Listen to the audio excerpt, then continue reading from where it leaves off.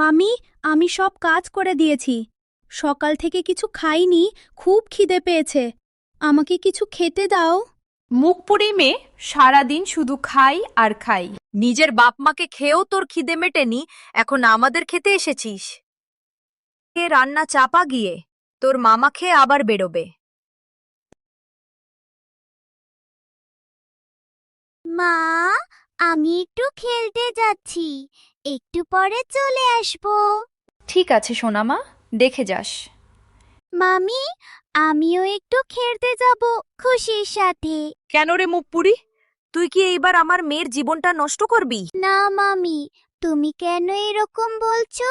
আমি খুশিকে খুব ভালোবাসি, আমি ওর কোনো খারাপ চাই না। অপয়া মেয়ে একটা, তোকে খেলতে যেতে হবে না, জাগিয়ে রান্না চাপা। পুটি আর কিছু না বলে রান্নাঘরের দিকে চলে গেল। মালতী, মালতী, আসছি।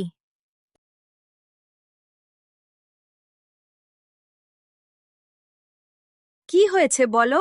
রান্না হলো, আমি তো খেয়ে বেরোব। না, তোমার আদরের ভাগ্নিকে বলো গিয়ে। কেন? তুমিও তো রান্নাটা করতে পারতে। পুটি তো ছোট, তাও তো সে বাড়ি প্রায় সব কাজ করে। কাজ করবে না তো কি, তবে কি সারাদিন ঘরে বসে বসে অন্ন ধ্বংস করবে? সকাল সকাল অশান্তি করো না, আমি আজ না হয় বাড়ির বাইরে খেয়ে নেব।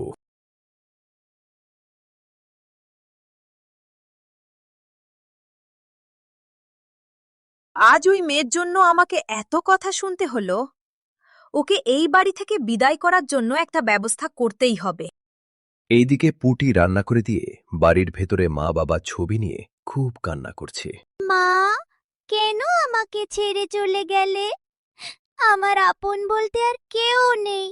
জানো মা, আমাকে মামি একটু ভালোবাসে না, আর মামা মামির ভয়ে কিছু বলতে পারে না। শুধু আমার জন্য মামার সাথে মামি অশান্তি করে। মা, তুমি ফিরে এসো না মা। এইদিকে মালতী পুটিকে কিভাবে বাড়ি থেকে বিদায় করবে সেই ভেবে মালতী একজনের কাছে গেল। ভাই, তোমাকে আমার একটা কাজ করে দিতে হবে, তার জন্য আমি তোমাকে অনেক টাকা দেব। কি কাজ বলুন? জঙ্গলে কাছে যে বড় আম গাছটা আছে, হ্যাঁ, ওইখানে ছেড়ে আসতে হবে একজনকে। কিন্তু কোনো কিন্তু না, কালকেই এই কাজ করতে হবে। এই নাও টাকা। আপদটা বিদায় হলেই তবে শান্তি পাব। এই বলে সে বাড়ি ফিরে আসে।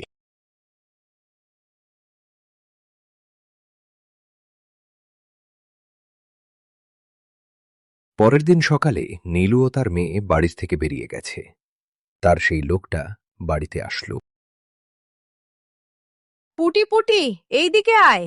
বাড়িতে কাঠ নেই, যাই কাকুটার সাথে গিয়ে কাঠ কুড়িয়ে নিয়ে আয়। ঠিক আছে মামি। এইবার মনে হয় আপদ বিদায় হলো।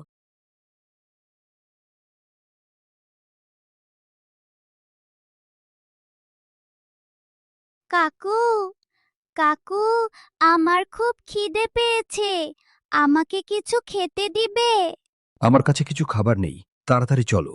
এইদিকে শাকচুন্নির ভয় তাড়াতাড়ি দিয়ে আসলে রক্ষা পায়। কাকু, আমরা কোথায় যাচ্ছি কাঠ কুড়াতে? এই সামনে, তাড়াতাড়ি চল। কিছুটা এগিয়ে যেতে দেখল সেই বিশাল আম গাছটা। লোকটা তখন ভয়ে কাঁপছে। পুটি সেই আম গাছটার দিকে এগিয়ে গেল। গাছটার দিকে তাকিয়ে রইল পুটি। কাকু, এখানে অনেক কাঠ পড়ে আছে, এইগুলো আমরা নিয়ে যাব। পিছন থেকে কোনো উত্তর আসলো না। পুটি পিছন ফিরে দেখে সেই লোকটা আর নেই। পুটি ভয়ে কাঁদতে লাগল।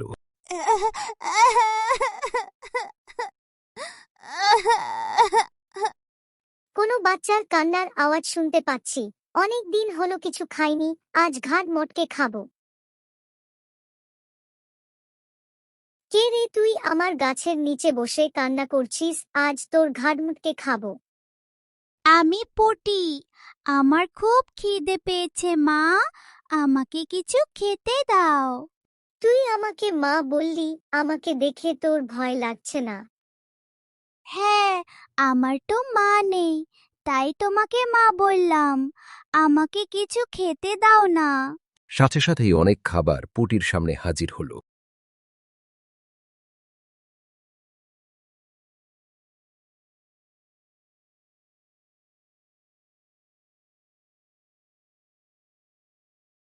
তুই এখানে কি করে আসলি? এইদিকে কোনো মানুষ আমার ভয়ে আসে না।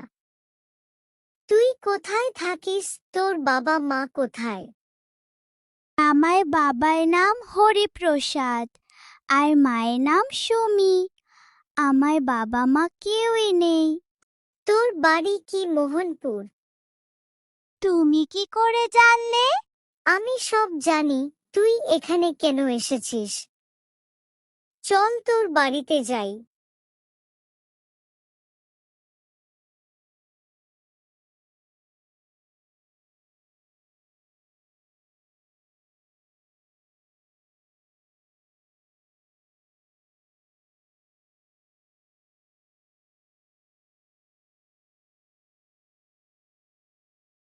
পুটি ভেতরে গিয়ে দেখল তার মামি সেই লোকটা অনেক টাকা দিচ্ছে যে তাকে জঙ্গলে ছেড়ে চলে আসে।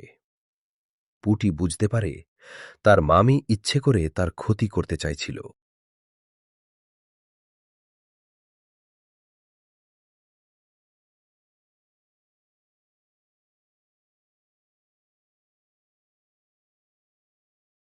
লোকটা চলে যাবার পরে পুটি তার মামির সামনে গিয়ে দাঁড়াল।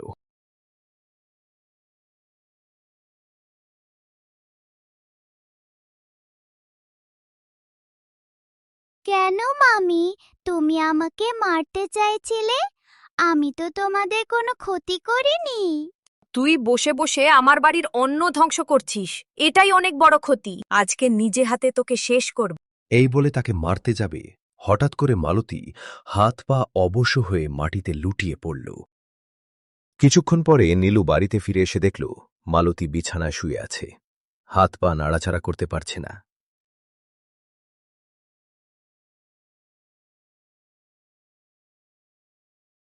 হঠাৎ এক অদৃশ্য আওয়াজ শুনতে পেল।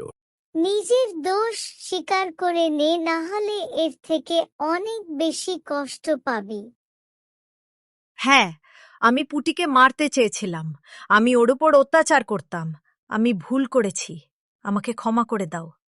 পুটি, তুই আমাকে ক্ষমা করে দে মা। সেই অদৃশ্য শক্তির আবির্ভাব ঘটে। তুমি কে? আমি সুমি, পুটির মা। আমাকে ক্ষমা করে দাও।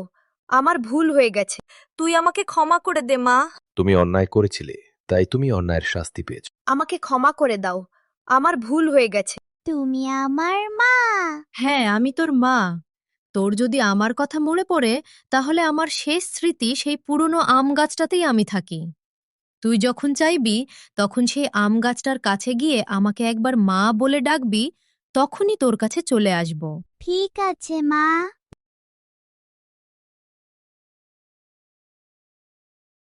তারপর থেকে মালতী পুটিকে নিজের মেয়ের মতো ভালোবাসত, আর পুটির যখনই ইচ্ছে হতো তখনই সেই পুরনো আম গাছটার কাছে যেত আর তার মায়ের সাথে কথা বলত।